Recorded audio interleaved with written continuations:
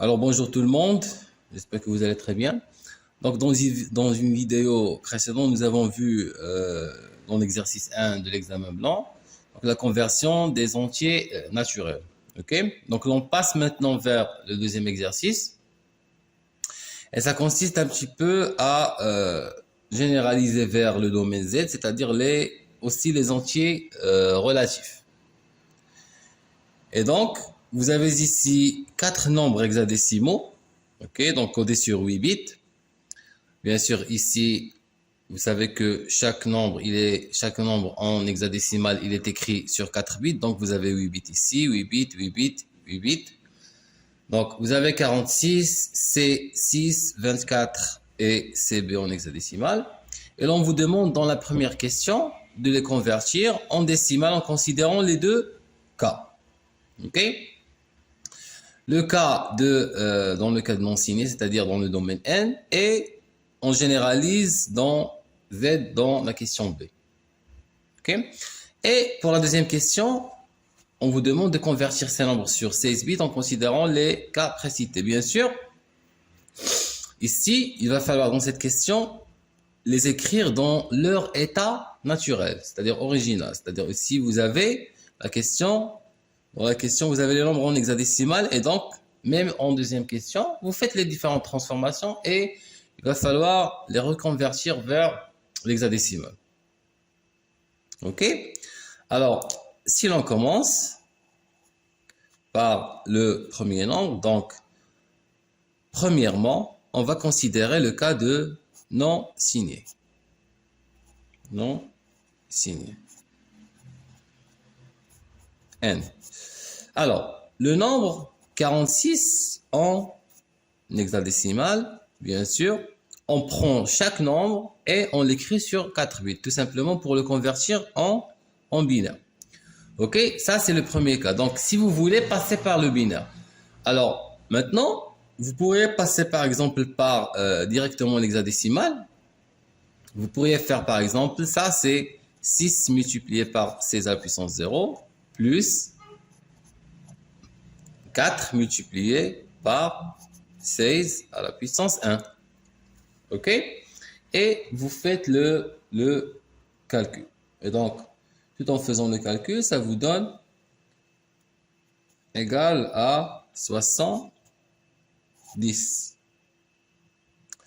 Maintenant, si vous voulez faire autrement, par exemple, vous voulez par exemple passer par le binaire, c'est égal à, vous allez écrire chaque nombre sur 4 bits.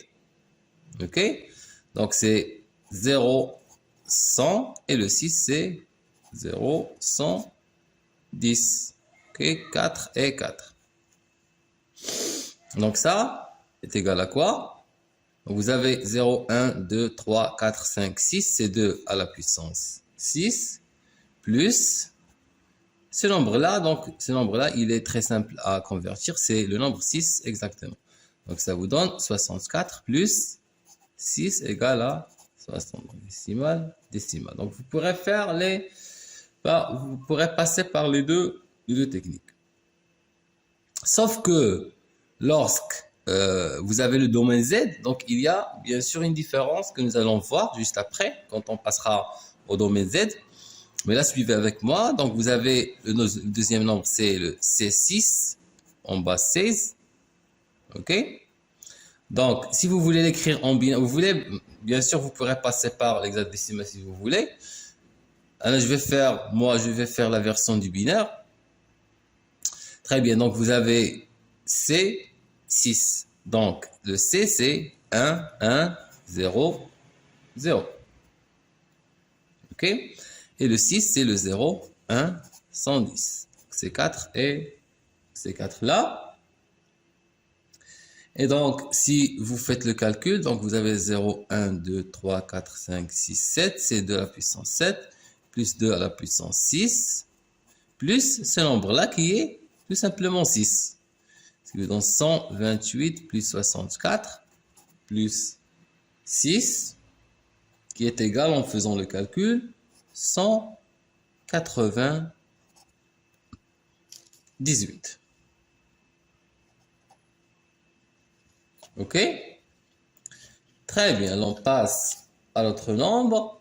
Donc, vous avez 24. Donc, c'est rapide, c'est simple à faire. C'est 0, 0, 1, 0. Et vous avez 0, 100. Égal. Donc, ici, 0, 1, 2, 3, 4, 5. C'est de la puissance 5. Plus ce nombre-là, c'est très clair, c'est 4. Égale à 32 plus 4 égale à 36 en base décimale. OK? Il reste le dernier nombre, c'est le CB en base 16, la même chose, donc c'est 11, 0, 0. Et le B, c'est le 10, 11, ce qui vous donne donc 0, 1, 2, 3, 4, 5, 6, 7, c'est de la puissance 7, plus 2 à la puissance 6, plus ce nombre-là, c'est simple à convertir sur 4 bits. OK? Je vous invite à un petit peu mémoriser ces nombres-là, c'est-à-dire les chiffres sur 4 bits. Ils sont simples à mémoriser. Donc 10, 11, c'est le nombre 11, qui est égal à 128 plus 64 plus 11. OK? Et donc, ça vous donne 203 en base décimale. Ça, si l'on prend le cas des nombres, dans le cas où il est non signé. Ça veut dire que vraiment, tous ces nombres-là, ils sont positifs. Très bien. Maintenant, si l'on passe au deuxième cas. Alors, le deuxième cas, ça suppose que on travaille dans Z, donc signé, et on travaille dans Z. Alors, pour le cas des nombres signés, premièrement, vous avez le nombre, donc 46 en hexadécimal. On a dit que c'est le 01, 00 et 010. Bien sûr, le bit de poids le plus fort égale à 0, donc le nombre, il est positif, donc il va conserver la même valeur que nous avions tout à l'heure. Donc c'était 70. Donc cette valeur-là, on l'a pris de la première question A. Donc puisque dans A, tous les nombres sont positifs et celui-là, il est positif, donc ça va être le même résultat. Pour le deuxième nombre, ou bien c'était si je me rappelle bien, le troisième, il est clair aussi que c'est un nombre qui est positif. Donc 16 égale à 0, 0, 10. Et vous avez 0, 100. OK? Et ça a donné 36 en décimale puisque le nombre il est positif et le résultat on l'a pris de la première question. Maintenant, les cas exceptionnels, c'est le cas des deux autres nombres. Le premier, c'est le C6. C6 en base hexadécimale. On a dit que c'est le 1100. OK? Et le 0110. Alors là, comment traiter ce nombre-là? La première des choses, il va falloir... Donc, il faut savoir que puisque c'est un nombre négatif, il est stocké au niveau du PC, on aura besoin de faire peut-être une opération arithmétique avec ce nombre. Il est stocké en CA2. OK? Alors, puisqu'il est stocké en CA2, on ne peut pas faire, c'est-à-dire l'opération de multiplication, c'est-à-dire on va prendre cette partie-là, la multiplier par le poids et considérer le fait que c'est un nombre qui est négatif puisqu'il a un 1 ici. Le nombre, il est stocké en CA2 à la base. Et donc, qu'est-ce qu'il va falloir faire? C'est, on va chercher sa valeur absolue. Donc, ce nombre-là, il faut chercher sa valeur absolue. OK? Et quand on va trouver sa valeur absolue, tout simplement, on va ajouter un signe moins puisque le nombre, il est négatif. OK? Donc, on va convertir sa valeur absolue en décimale et puis on va inverser le signe. Donc, comment traiter ce nombre-là? La première des choses, il est en CA2. Comment chercher l'opposé de ce nombre-là qui sera positif? Donc, on va appliquer le CA2. Donc, on va appliquer le CA2 On va inverser les bits premièrement. 0, 0, 1, 1, 1, 0, 0, 1. OK? On va ajouter 1. Donc, le nombre, ça sera 0, 0, 1, 1, 1, 0, 10. OK? Alors, si vous faites le calcul de ce nombre-là, ça va vous donner, bien sûr, donc ici, ça vous donne, c'est 2 à la puissance, donc 0, 1, 2, 3, 4, 5. De la puissance 5, plus de la puissance 4, plus de la puissance 3, plus 2. Reste ce nombre-là. Donc, ça vous donne 32, plus 16, plus 8, plus 2. En fin de compte, ça va vous donner le nombre 58 en décimale. Mais ça, c'est vraiment la valeur absolue de ce nombre-là.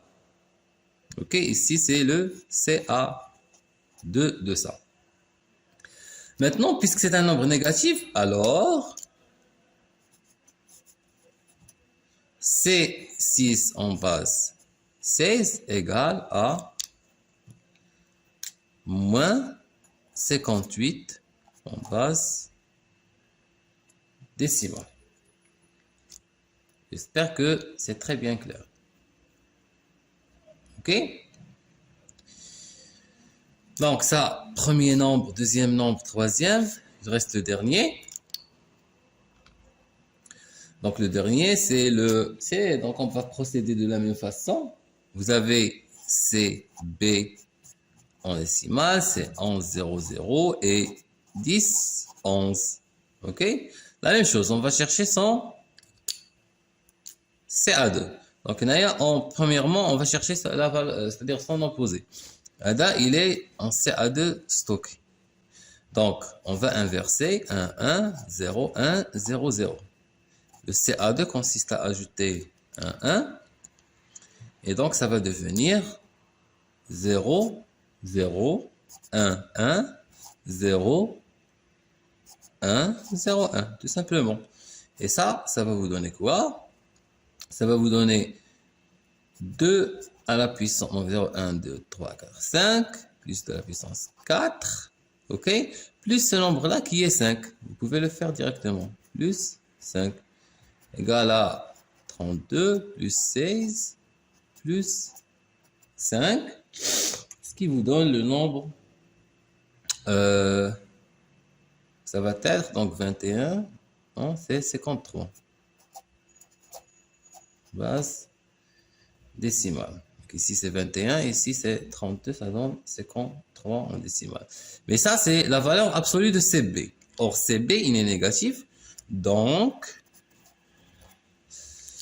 CB en base hexadécimale égale à quoi? Égale à moins 53 en base décimale. OK? J'espère que c'est bien compris. Alors maintenant, si l'on passe à la conversion de ces nombres-là, c'est-à-dire on va les écrire sur 16 bits au lieu de 8 bits. Donc deuxièmement, écriture sur 16 bits des nombres précédents. OK?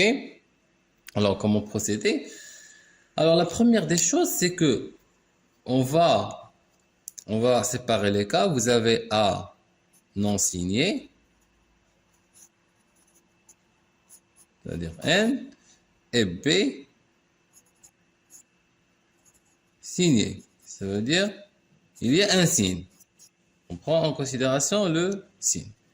Alors, si on commence par le nombre 46 en hexadécimal. Alors, puisque ce nombre, il est positif, ok? Donc, puisqu'il est positif, on va ajouter tout simplement des zéros à gauche. Ok? Donc, celui-là, il est égal à, normalement, je vais laisser un petit peu de la place pour compléter les 16 bits. Donc, c'est 0, 100, 0, 110, et on complète par 8 zéros. Ok? Ça, c'est sur 16 bits est égal à quoi? Si on va revenir vers l'hexadécimal, donc ça va devenir, c'est 4 bits, c'est 6, c'est la même chose, avec des zéros, 2 zéros en hexadécimal. Donc 4 zéros en binaire, ça devient un seul zéro en hexadécimal, puisqu'on a dit que chaque élément dans l'hexadécimal, il est écrit sur 4 bits, tout simplement. Donc, et la même chose va pour le nombre 24 en hexadécimal. La même chose, donc ici, ça va être 0, 0, 24 sur 16 bits.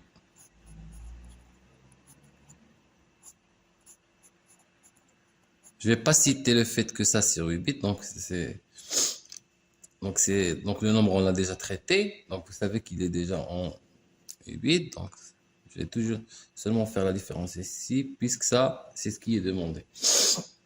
Alors 24, donc la même chose donc pour les autres nombres, c'est 6 en hexadécimal, donc la même chose. Donc on a dit qu'on travaille dans n, donc tous les nombres sont positifs, donc on complète toujours par des zéros. Donc le C6, ça devient 0, 0, C6 sur 16 bits.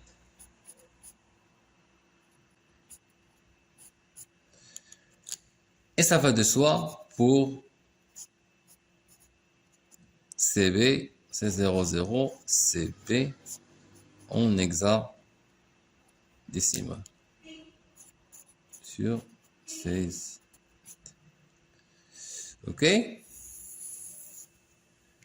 Si l'on passe rapidement vers le cas où ils sont, donc on considère le signe.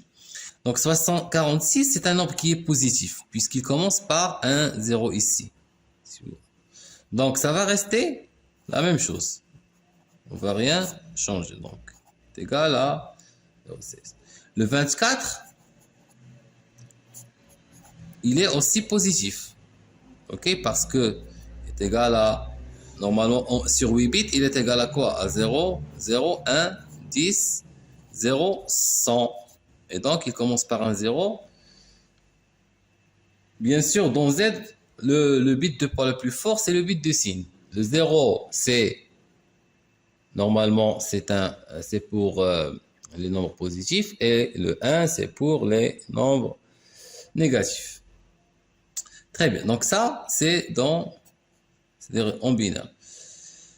Donc il est égal à quoi? C'est la même chose. Donc c'est, si on veut l'écrire sur 16 bits, on va compléter par des zéros. Donc je vais écrire directement dans l'hexadécimal, c'est 24. Comme ça. N'oubliez pas d'ajouter le fait ici qu'on travaille sur 16 bits. Ici sur 16 bits. Or, donc, bien sûr, c'est clair que c'est 16 bits parce que c'est un hexadécimal et chaque chiffre, il est écrit sur 4 bits. Donc, c'est 4 fois 4, ça devient 16. OK? Alors, les autres nombres, c'est différent. C'est un petit peu différent. Donc, vous avez le C6 en hexadécimal. Il est égal normalement à quoi? Il est égal à 1, 1, 0, 0. OK? Et le 6, c'est 0, 100, 110. Alors, normalement, pour écrire celui-là sur 16 bits, il va falloir compléter par des 1. Pourquoi? Parce que ce nombre-là, normalement, il est en CA2. OK? Donc, puisqu'il est en CA2, donc il est négatif, bien sûr. Comment on a obtenu ce nombre-là en CA2? On l'a obtenu en appliquant CA2 à un nombre, à son opposé, qui est positif. Alors, son opposé, c'est quoi? Si vous appliquez une autre fois le CA2, donc 0, 0, 1, 1, 1, 0, 0, 1, et vous ajoutez un 1. OK? Ça devient donc le CA2, ça devient 0, 0, 1, 1, 1, 0, 10. OK? Donc ça, c'est le CA2 de ce nombre-là. Alors ce nombre-là, ce CA2, c'est sur 8 bits. C'est-à-dire, c'est la valeur absolue de ce nombre-là, c'est-à-dire son opposé. Alors, si vous voulez écrire sur 8 bits, c'est-à-dire sur 16 bits, c'est 0, 1, 0, 1, 1, 1, 0, 0. Et puisqu'il est positif, vous allez compléter par 8, 0. Donc, 8, 0. Ok, maintenant, qu'est-ce qu'on veut, nous? On ne veut pas ce nombre-là. On veut l'opposé, c'est-à-dire ce qui est demandé, c'est C6 et non pas son opposé. Donc, qu'est-ce qu'on va faire pour obtenir l'opposé de celui-là, qui est le C6? On va tout simplement appliquer le CA2, c'est-à-dire chercher l'opposé. Ok? Donc, on va chercher l'opposé. Alors, comment faire? Donc, tout simplement appliquer CA2 une autre fois. Donc, 0, c'est-à-dire 1 ici, 0, 1, 0. Alors, 0, 0, 1, 1. Et tous ces nombres-là vont devenir des 1. C'est pour cette raison qu'on complète toujours par des 1. Et ici, vous allez ajouter donc votre, c'est-à-dire 1, 1. Donc, ça veut devenir 10, 1, 0, 0, 0, 1, 1. 1, 1, 1, 1, 1. Et en fin de compte, un autre 1. Ça, c'est sur 16 bits. Et donc, en fin de compte, si vous voulez revenir vers l'hexadécimal, qu'est-ce que vous allez faire tout simplement? C'est, vous allez prendre chaque 4 bits et les représenter dans un seul digit. Donc, ça, c'est 6. On revient au même nombre. Et c'est 4, 1, c'est F. C'est 4, 1, c'est F. OK? Donc ça, c'est pour ce nombre-là. Donc CB, ça va devenir la même chose. On procède de la même façon. Donc CB, c'est normalement, ça va devenir, c'est 8, 1 et CB. Donc je vais l'écrire en binaire. C'est donc le C, c'est 0, 0. Le B, c'est 10, 11. Et donc ça, c'est comme si... On va revenir, ça va devenir F, F. Donc, tout simplement. Donc, ça, c'est en hexadécimal, et c'est sur 16 bits, ce résultat-là.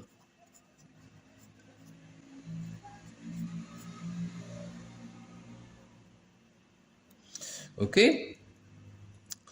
Donc, je vous remercie pour votre attention. Et donc, je vous vois dans une autre vidéo où on va voir les opérations arithmétiques dans le 3e exercice. OK? Merci bien.